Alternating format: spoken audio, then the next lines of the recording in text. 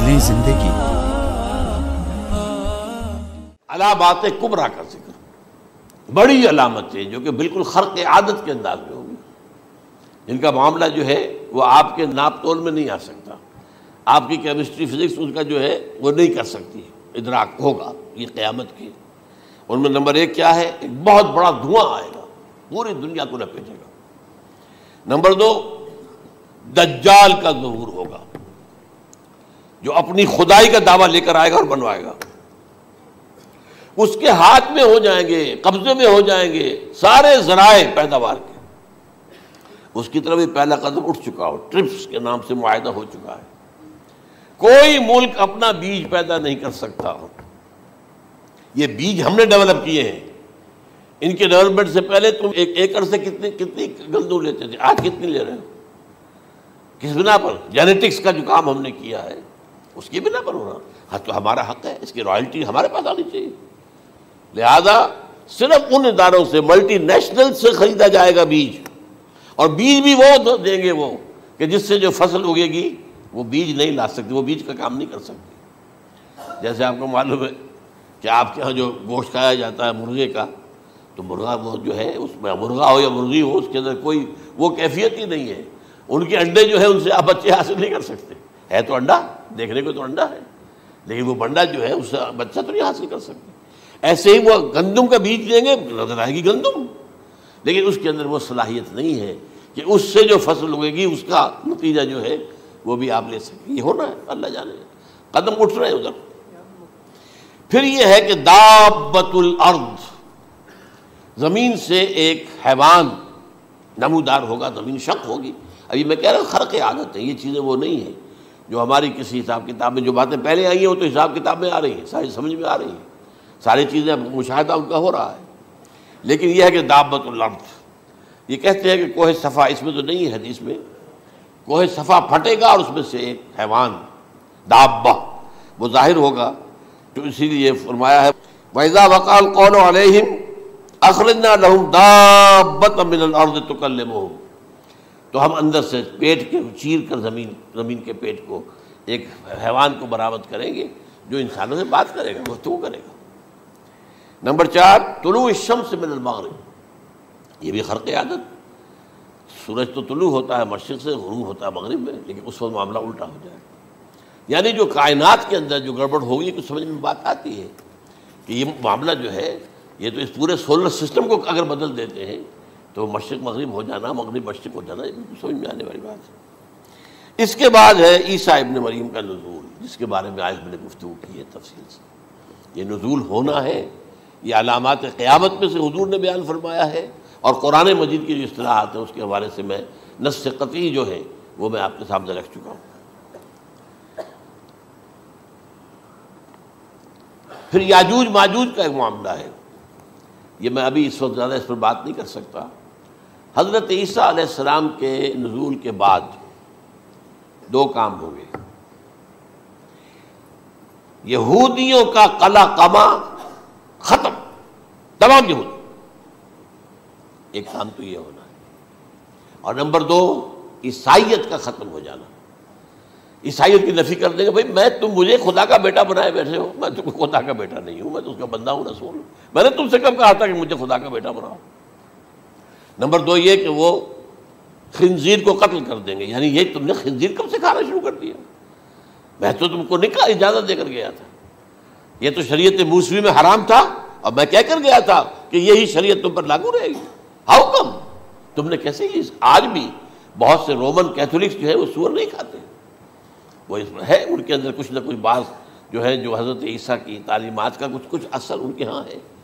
میں تو ایک مرتبہ، یہ 1971 کی بات ہے، 4-5 دن کے لیے برسلز میں رکا تھا، اس لیے کہ وہاں مجھے ایک صاحب نے خط لکھا تھا کہ وہاں ایک نوجوان ہے، ابھی اس ایمان لایا ہے، اور اس کے کچھ مسائل ہیں، ہم کوشش کر رہے ہیں ان کے مسائل حل کریں. آپ بھی جا رہے ہیں. میں انگلینڈ جا رہا تھا تو واپسی پر آپ ان کے یہاں چند دن ٹھہرے. میں حیران ہوا. ویسے اس نے مجھے اپنے گھر ٹھہرایا نہیں، اس لیے کہ ماں باپ تو اس کے کرسچن تھے، اور پولیس کا چیف آفیسر اس کا باپ تھا، چیف آف پولیس فورس. اس نے مجھ سے 1 دن کھانے پہ بلایا، میں ہوٹل میں ٹھہرایا مجھے. اس نے کہا آپ اطمینان سے یہاں کھانا کھائیں، اس گھر میں نہ آج تک کوئی شراب کی بوند آئی ہے اور نہ ہی کوئی بوٹی آئی ہے سور کی۔ Roman Catholics. اب اکلوتا بیٹا تھا یہ عبدالعزیز، اس نے بعد میں نام رکھا، وان کینٹر اس کا نام تھا جو کہ اوریجنل تھا، پھر اس نے نام رکھا عبدالعزیز وان کینٹر، پرانا نام بھی بحال رکھا۔ نہایت نیک، نہایت خوبصورت، 28 سال کی عمر تھی، اور اس وقت میں نے دیکھا تھا کہ اس کی فقہی معلومات جو ہے میری معلومات سے 10 گنا زیادہ۔ اس کی وجہ کیا ہے؟ وہ گیا تھا موراکو میں ایز اے ٹیچر ملازمت کرنے، پیسہ کمانے، وہاں وہ مسلمانوں سے اس کا ہوا رفع ضبط ہوا، اسلام کی تعلیمات سامنے آئی، اسلام لے آیا۔ اب اکلوتا بیٹا ہے، اور ماں باپ جو ہے کرسچن کیتھولکس۔ جب وہاں سے واپس آیا تو پھر کہتے ہیں کہ ہمارے درمیان ایک معاہدہ ہے، وی آر لیونگ ٹوگیدر، لیکن یہ معاہدہ ہے ہم مذہب پہ بات نہیں کریں گے، بس باقی جو بھی ہے وہ ساتھ رہ رہے ہیں۔ لیکن میں حیران ہوا، مجھے معلوم نہیں تھا۔ اچھا، اس کے بعد اس نے جب اسلام کا فیصلہ کیا تو اس کے سامنے سوال آیا کون سی فقہ اختیار کروں؟ تو اس نے بڑی جو ہے تھورو اسٹڈی کی ہے تمام فقہوں کی، کمپیریٹو اسٹڈی، ان کو کرنے کے بعد پھر فائنل فیصلہ اس کا یہ تھا کہ حنبلی فقہ میں اختیار کروں گا۔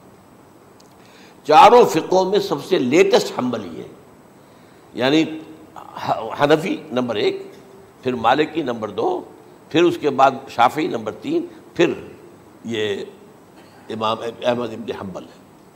اور امام احمد ابن حنبل کے زمانے تک احادیث بہت بڑے پیمانے پر جمع ہو چکی تھی، جبکہ ابھی حضرت امام ابو حنیفہ کے زمانے میں کوئی اتنا زیادہ جو ہے حدیث کا بھی ذخیرہ نہیں بنا تھا۔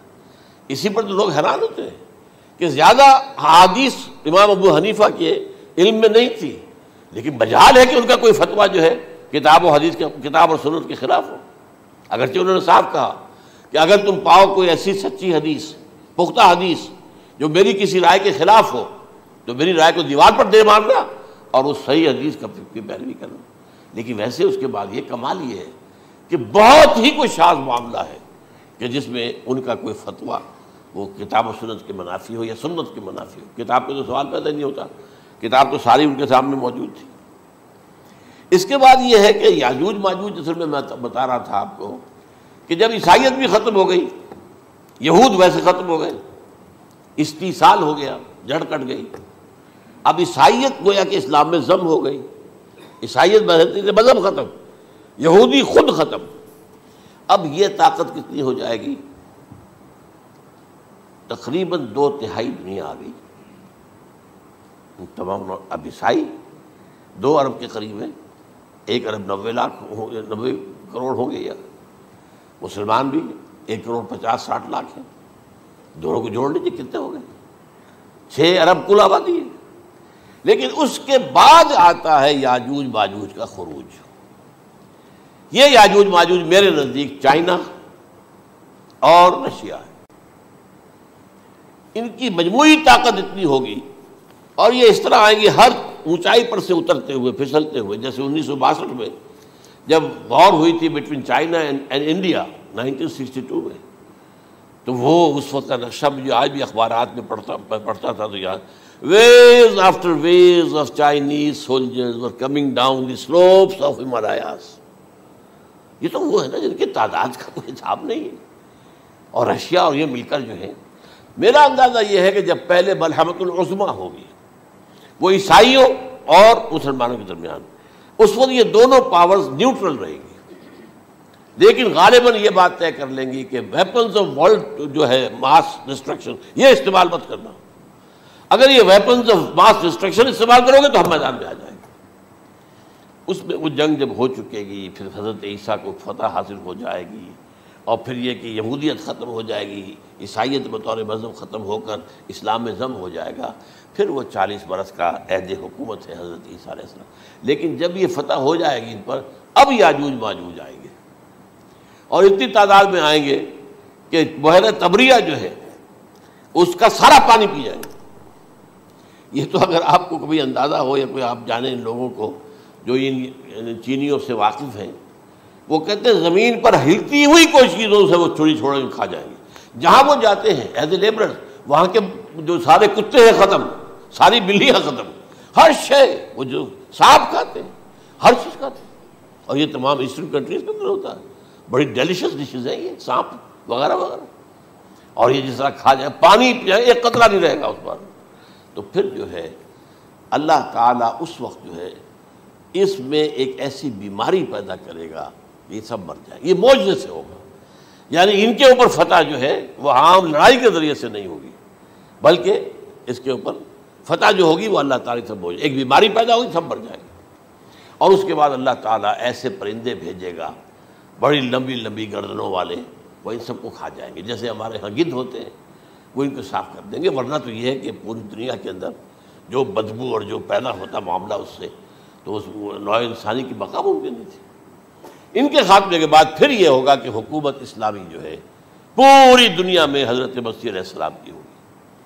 45 برس وہ رہیں گے، اسی میں وہ کہلن بھی آ جائے گا، وہ فی المہد و کہلن جو میں نے شروع میں بیان کیا تھا.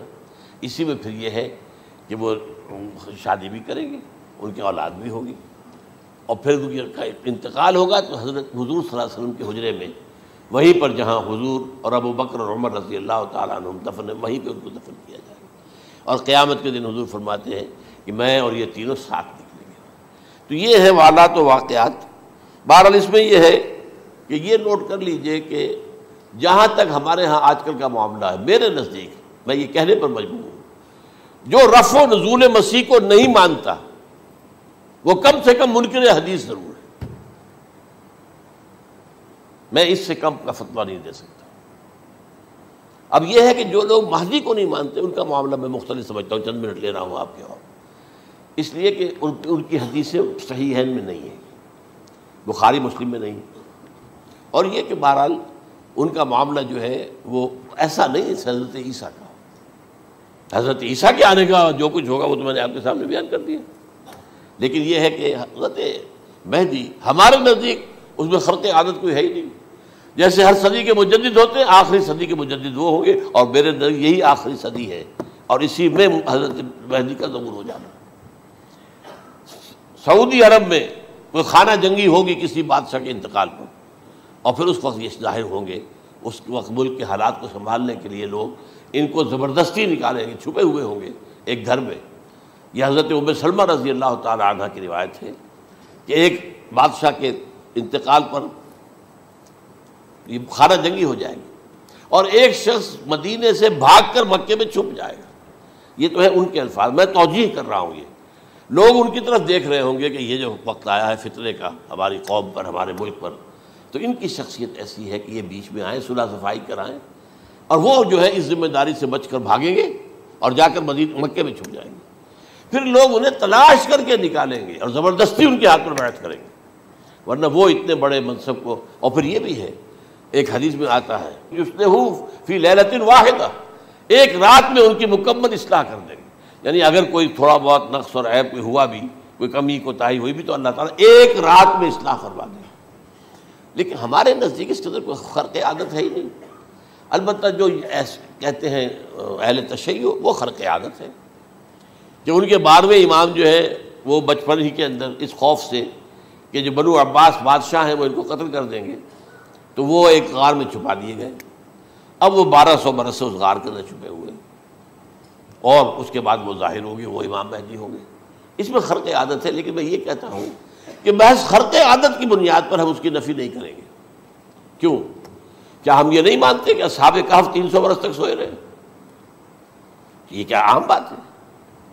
حضرت عزیر علیہ السلام اللہ نے انہیں موت دی، موت، اور 100 برس کے بعد زندہ کر کے اٹھا لیا. تو خرق عادت حضرت عیسیٰ کو ہم اتنا بڑا خرق عادت مانتے ہیں کہ اٹھا کر آسمان پر، تیسرے آسمان کے اوپر ہیں، موجود ہیں، اب بھی ہیں. شب معراج میں تیسرے آسمان پر حضور کی ملاقات ان سے ہوئی. تو یہ خرق عادت کی بنیاد پر نفی نہیں ہم کرتے. ہو سکتا ہے، لیکن یہ کہ اس کے لیے ہمارے پاس کوئی دلیل نہیں، کوئی احادیث نہیں، کچھ نہیں، اس لیے ہم اس کو نہیں مانتے. البتہ خود وجود جو ہے حضرت مہدی کا وہ کوئی عجیب بات نہیں ہے.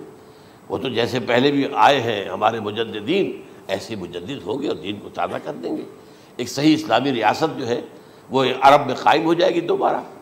حضور نے فرمایا وہ عدل اور انصاف سے عرب کو اسی طرح بھر دے گا جیسے کہ وہ اس سے پہلے ظلم اور جور اور زیادتیوں کے سے بھری ہوئی ہوگی. تو یہ کام ہوگا، یہ تو مجدد کا کام ہوتا ہی ہے. اس حوالے سے. لیکن بہرحال میں نے پھر بھی کہا کہ اگر احادیث کی کمزوری کی وجہ سے کہ صحیح عین میں نہیں ہے، اگر کوئی شخص انکار کرے تو مجھے کوئی اعتراض نہیں ہے، ٹھیک ہے. لیکن جو حضرت عیسیٰ کے نفع سماوی اور حضرت عیسیٰ کے نزول کا انکار کرتا ہے، وہ کم سے کم، میں انہیں اور آگے کوئی فتویٰ نہیں دیتا کہ وہ کافر ہو گئے یا یہ ہو گیا یا وہ ہو گیا، لیکن منکر حدیث کے لائن میں تو وہ لازماً کھڑے ہو گئے.